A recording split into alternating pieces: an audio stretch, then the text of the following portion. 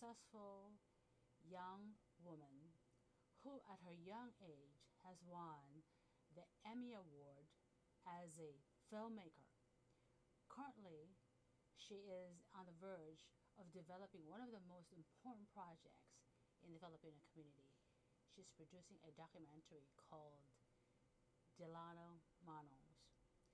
Here she is, ladies and gentlemen, Miss Marissa Aroy. Hi, Myrna. Hi, Marissa. How are you? I'm great. Thank you for having me on your show. Oh, it's a privilege. So, tell me about your background. You're only 37 years old. You've already won an Emmy Uh-huh. for the Sikhs America. in America. Yeah, Sikhs in America. If you can tell us about that project, but also tell us about your background. It's quite amazing. Well, I'm Filipino American. Right? I can tell that much. I was born here in Boston, and my parents were never into me doing film, but it was something I was always interested in. Okay. And I actually had an experience going to Peace Corps in the Dominican Republic. Wow. And it was there that I created my first documentary with a partner of mine. And we did something about HIV and Okay. AIDS in the Dominican Republic. And it was really from there that I thought, well, maybe there's something to be done about filming real life. Yeah. So after that, I studied journalism at UC Berkeley Wow. in the graduate school and specialized in documentary film. And so that's what I do today is documentary That's film. quite amazing. I've heard so much about you. I mean, a lot of Filipinos are very proud of. As a matter of fact, the first person who contacted me about you was Steve Arevalo, and there was a fundraiser for your project about the Manongs in Delano. And I have a little bit of a background in that when I was a kid. Uh, we used to go to a Buyani village in Delano, and I met Phil Veracruz, Larry Leong, and the whole community there. And so it's kind of interesting that how people perceive the United Farm Workers to be. And a lot of people are saying, look, not that, the Latinos, the Mexicans, obviously everybody contributed, but really the United Farm Workers Union was started by the Filipinos. Right, and not a lot of people knew that. Exactly. And even to this day, when you think about all the Filipino immigrants who are here, Right. we're the second largest Asian American group in the U.S. Oh my Filipinos after Really? the Chinese. And a lot of them are immigrants who came in. They don't know about this history.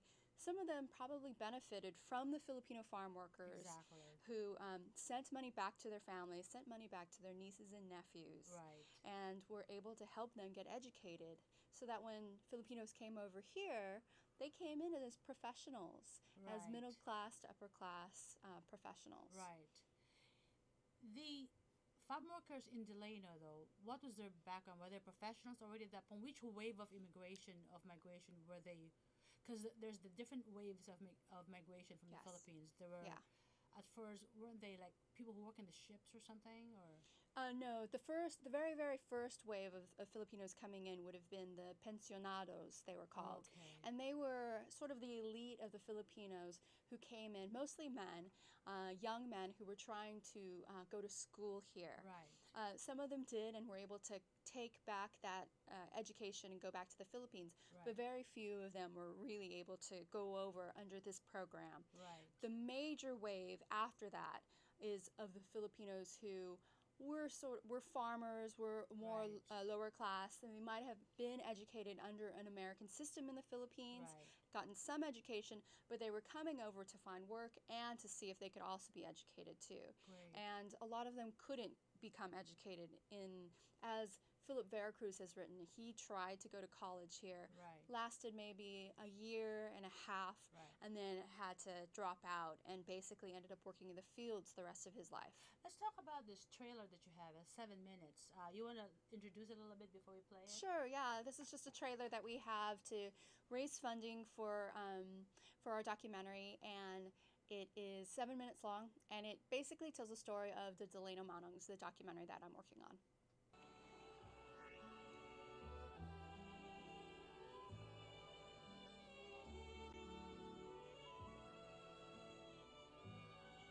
Dahil sa'yo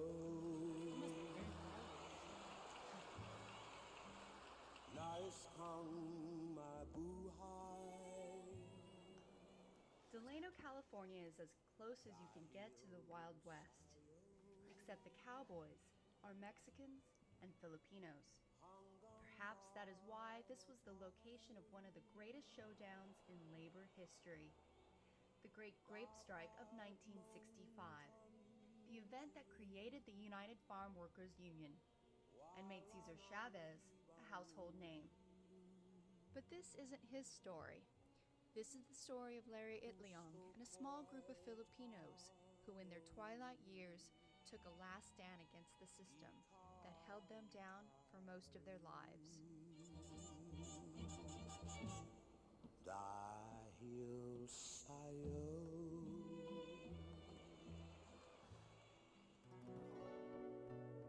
When Filipinos started to immigrate to the U.S., farm work was one of the few jobs they were allowed to take.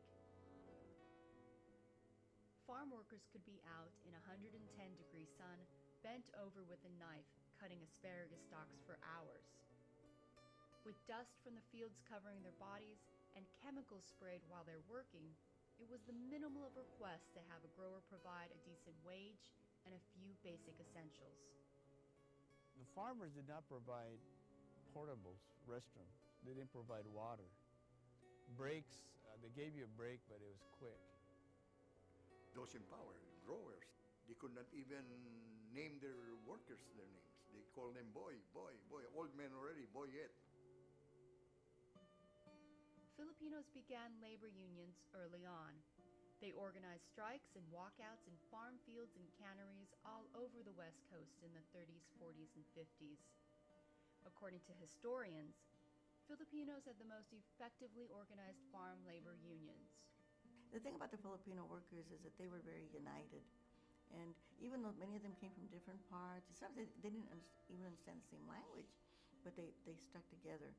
And that was just, I think something to their credit that really was an example for other workers. It was the Agricultural Workers Organizing Committee with its Filipino members and Larry Itliong as its head organizer that started the Delano Grape Strike. September 8, 1965. That is when about 1,500 Filipinos went on strike against the grape growers in Delano. People think that, wow, United Farm Workers, Chicanos started this movement, but actually it was the Filipinos that dragged the Mexicans into the labor movement.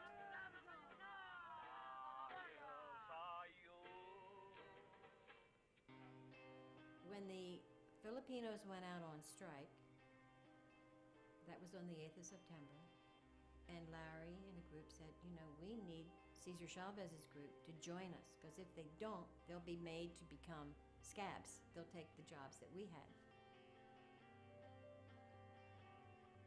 Meanwhile, the National Farm Workers Association with Cesar Chavez was slowly building up their union. A labor strike was not on the NFWA's radar. Larry Itliong and the Filipino leadership came from a very strong union background. They felt that the only way to get ahead was to organize the workers and to strike at the right time. Larry was already a union. They were already an organizing committee. They were doing only one thing, is this organize workers for better pay and wages and contracts and so forth. They were already thinking like a union. Although we thought like a union, but we weren't saying organizing workers, not yet. So Itliong then goes up to Chavez and says, look, we need your support. And Chavez says, no, I can't give you my support. Itliong says, why not? Chavez says, I'm not ready. Well, wait 2 or 3 more years. And Itliong says, no. Chavez goes to his group for a vote. Continue to work as usual, or join the Filipinos in an increasingly violent walkout. When we had our meeting, the National Farm Workers Association meeting, we didn't really know whether they were it's going to be just a work stoppage or it was going to be a real bona fide strike. So we decided we would wait to see what was going to happen. So, and also we had no money. We had like $70 in the bank. That was like our treasury. But then the violence against the Filipino workers, there was so much violence. I mean, it was really pretty terrible. A week later, the Chicanos joined the Filipinos in protest, and the two groups became the United Farm Workers Union, with Cesar Chavez as the director and Larry Itliong as assistant director. For the first time, the Filipinos and the Mexicans were together, fighting for the same cause. But a few years later, this unprecedented unity between different groups of ethnic workers started to fracture. Filipinos began to feel marginalized as meetings were conducted in Spanish. Work crews that had functioned like families were broken up by new UFW hiring rules, and Filipino leaders felt powerless under Chavez's rule. Why don't we know about the Filipino strikers?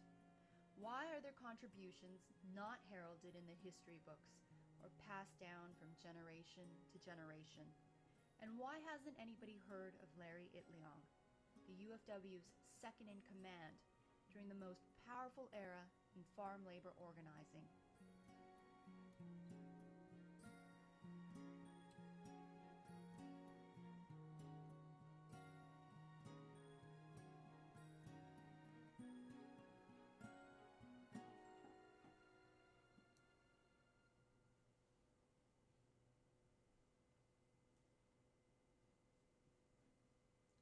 Excellent.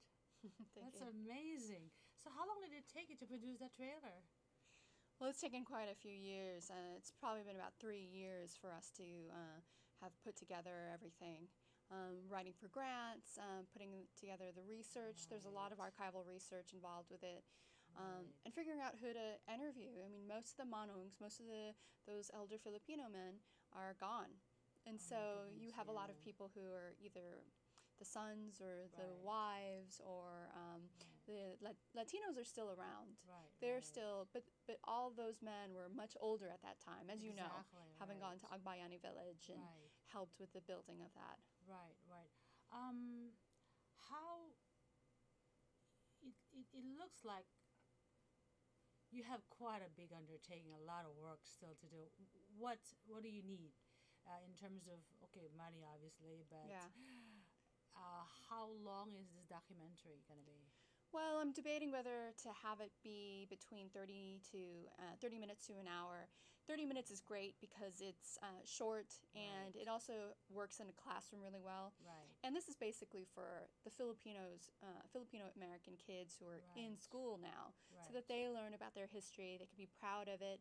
And also and most of the Filipino community to realize that they have organized before. They've participated in unions in the past, and it's made a difference for them. Right. Which is something that even today when we have all the Filipino nurses or Filipino caregivers around, they should think about, and they should realize that they have a voice. Right. So how much do you think it'll cost you to put together a full-blown documentary? We've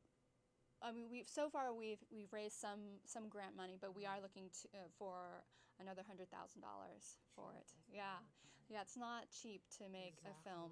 Yeah, and particularly to pay for the licensing of all the archival materials and music and everything that we'd like to include in the documentary. It deserves to have it. Exactly. And how long do you think that'll take? When do you plan to? Well, unfortunately, I just found out that I didn't get a grant that I was really hoping to get, and so we sort of have to start again. I mean, the Filipino community has been great. We have raised in the Filipino community roughly $12,000 just from individuals. Everything from students giving $2 to other individuals giving more money, and so I've been really happy with the support. I feel like there's great support from the Filipino community, and it's wonderful. But for a lot of filmmakers, how they're able to do this is that they have to get big grants from corporations, from institutions, from grant-giving institutions, and it's quite a struggle to make a living and to make a film just writing for grants. Exactly. So yeah, that's where we are. So you obviously you're taking this trailer on the road. Do you have like a whole schedule of events that where you can popularize or make the outreach necessary? Yeah. We've been showing it all around the Bay Area. We showed it to Los Angeles recently, or we're going to show it in Stockton, California, and in Carson, California, and actually in Los Angeles they've been really great about it. We had a screening of Little Manila, this other documentary I made about Filipinos in Stockton. Right. And showing the trailer as well. And we were able to raise funds. And from that event, they created something for the City Council of Los Angeles to make Delano Manongs Day on September 8th. Oh, that's great. So that's an official city holiday there. And the same thing has just happened in Carson, California, where it's Larry Itliong Day in September as well. Right. So we're hoping that maybe we can do that in other cities where there are big Filipino populations, like here in San Francisco, maybe in Daly City, in Sacramento, in New York, places where there are big Filipino populations. And it's a way to commemorate the Manongs and for people to realize that we have a history here in the U.S. Exactly. Well, a lot of people are talking about the census that was just complete, at least field-wise, and the talk is that there's about 2 million Filipinos in California.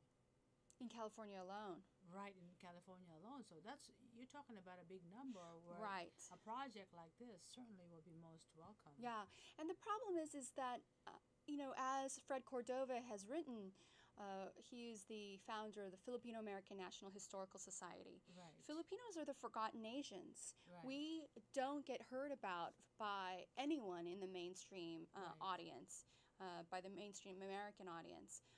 But we're the second largest Asian group in the U.S. And if there's 2 million here in California alone, then my estimates are off for how many Filipinos there are. And as much as PBS is supposed to represent the different groups, community groups that are around, you don't see a lot about Filipino Americans in public television. Right. If I understand this correctly, I believe the parents of the new chief judge of the California Supreme Court, I believe her parents were farm workers. Tani Sakauye. Right, she is. Yeah, she mentions it very proudly that her parents were migrant workers. Exactly. And for them to be able to raise her, and I believe she has siblings, and for her to then get educated under the American system here, and to move, it is. It's a wonderful thing, and I know both Republicans and Democrats were all really proud of her. Exactly. It doesn't matter what the political party is. You're talking about a major accomplishment as a nation. I've yet to talk to her about Delano Manongs, but I hope to. Oh my goodness! Yeah. Could you imagine if she even makes the introduction? Give me 2 cents here on a documentary. But the thing is, not a lot of the farm workers had families, because they came in the 1920s and 30s when there were anti-miscegenation laws. Right, they could not marry white women. They couldn't marry white women, and there weren't a lot of the Pinays who came over, Filipino women who came over as well. Right. So some of them married Mexicans, blacks, a lot of blacks, Native Americans as well, and. But it's the generation has died out. I tell you, time goes by so fast. Here we are. We've got only a few seconds left. Well, anyway, thank you so 54. much. Oh, right. It's just correcting me. Good for you. Okay. Well, tell me more then about Tani and how. Have you talked to her about it at all or no? I've just seen her briefly at a organization. At Filipino Women's Network, organization luncheon, and she's great. She's young. I think she's young, and I think she's only 50 years old. Yeah, and I just hope that the things go well with her judgeship. I think you. What's so ironic about it is I think a lot of Filipinos are Democrats. Yeah. And it took a Republican governor to appoint the first Filipino judge. I think a lot of Filipinos are going to come out and vote, don't you think? A lot of Filipinos come out to vote for... This time because they have to vote for her. They have to vote her in still. Oh, Probably, yeah, certainly. I mean, I think that's an issue with the Filipino community, is that we're not more involved politically. I think Right. you don't see as many Filipinos who are willing to voice their opinions about things, and particularly huge social, political issues. And we Right. are a force to be reckoned with if we could Knock get on together and wood. be Yeah. organized. Yeah, so certainly anything that helps to bring us together, Right. Republican or Democrat, I just want to see us be heard. Right. And it doesn't matter what political affiliation Yeah. people have. So, so what's your next step here? What's your next activity to promote this film? Oh gosh, I'm still reeling from not having gotten the grant, but I suppose it's just to finish it with with the money that we've raised from the Filipino community. Right. So just try to get it done and figure it out. But we'll fight to get it done. Good for you. Good for you. Okay, now we're really gonna we're really running out of time. Anyway, thank you so much for coming. Thank you for having me. Do you have a website that people can go to contribute money, hopefully? Yes, and that is Delano Manongs.com. And that's Delano, Delano, Manongs, Manongs.com. Okay, great. Well, thank you so much. Ladies and gentlemen, have a phone number that you want to give out, or? I don't have a phone number to give out. Just go to her website, and she could use any contribution or get the word out, talk to friends. And if you want to invite her to radios, televisions, newspapers, that'll be great. Again, thank you so much. This is Myrna Lim, and we'll see you again next time. Good night.